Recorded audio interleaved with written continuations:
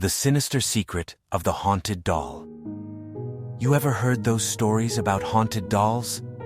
The ones that come to life at night, with their eyes following you around the room and all that creepy stuff? Well, let me tell you about the time I encountered one.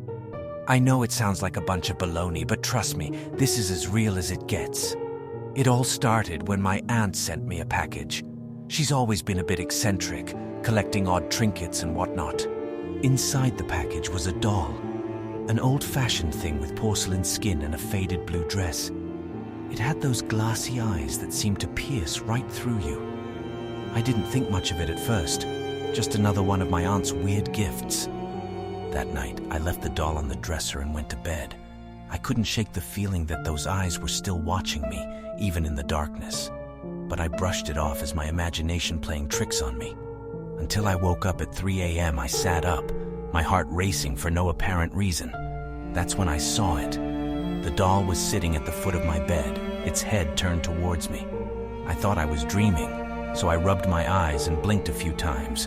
But when I looked again, it was still there, those glass eyes gleaming in the dim light.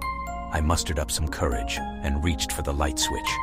As soon as the room was bathed in light, the doll was back on the dresser, exactly where I had left it.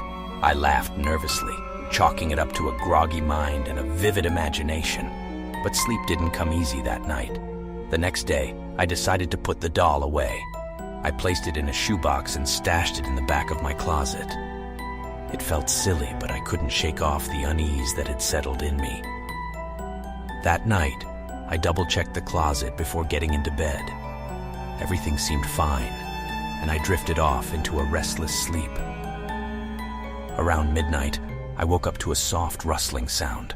My heart pounded in my chest as I strained my ears, trying to locate the source of the noise. That's when I heard it, a faint giggle. My blood ran cold. It couldn't be, right? I turned on the bedside lamp and stared at the closet. The shoebox was slightly ajar. I approached it with caution, my hands trembling. As I lifted the lid, my heart practically stopped. The doll was there, its eyes fixated on me, and it was giggling. I stumbled back, knocking over a chair in my haste to get away. This was crazy. Dolls don't giggle, and they certainly don't move on their own. But there it was, undeniable and chilling. I knew I had to do something about it. I grabbed the shoebox, rushed out of my apartment, and threw it into the dumpster outside.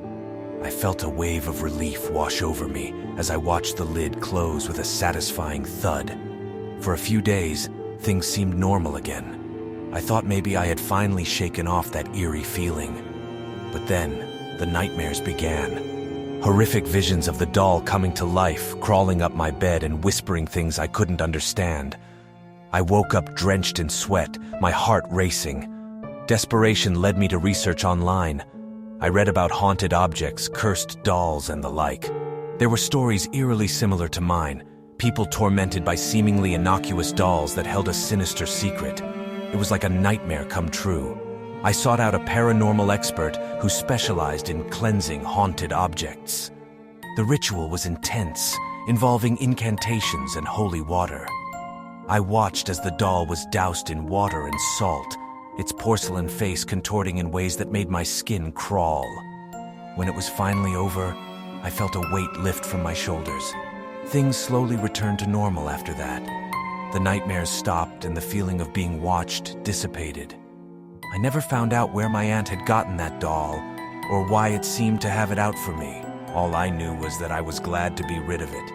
So next time you come across an old doll in an antique shop or a forgotten box in the attic, remember my story, because you never know what kind of sinister secrets might be hiding behind those glassy eyes.